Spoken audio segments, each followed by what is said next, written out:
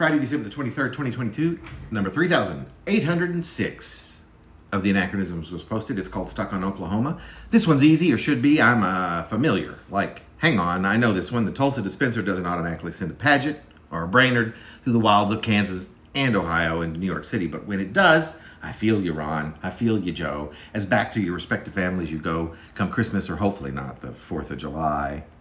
But unless you're hooking bass on a boat somewhere mid-Tinkeller, Arkansas is prettier, or at least the river valley between the Ozarks and the Ouachitas.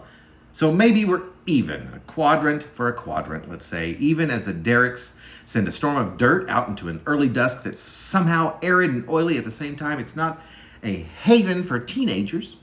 Hey, you poets of Ponca City, let's put the world on hold just for a little bit longer. What say you?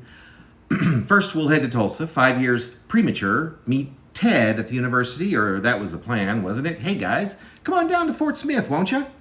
Is just what I said half a decade before being born. I'm just standing here, stuck in a big pile of manure, waiting for youth to catch up with me. But nobody heard me. When Tulsa finally arrived, it was through the windshield of Papa's second-hand Cherokee pickup, which was white, but for a maroon stripe, or vice versa. I cannot be certain. But when I emerged from that Jeep, it was too late. Sadness so permeated the trek on I-40 from Alma to across the border and on until well after we took that right turn up through Muskogee that I blew out my very own trail of tears.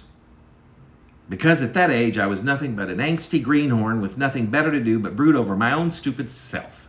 Yet I claimed to be a late bloomer. Well, I turned 30 in the poetry section of the library of none other than Massachusetts Institute of Technology, where I caught up with Ron, Joe, Ted, and all the rest of the gang, stepping every Wednesday through the hallowed halls of engineers, this here all grown up queer. So yes, ever so slightly, I grew into my boots, got myself educated. It didn't take much else than that, and maybe a half a dozen or so group hugs by the best linebackers and quarterbacks in the word business.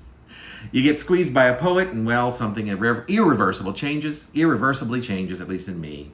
Though it's no joke that the biggest chunk of me is still that podunk kiddo.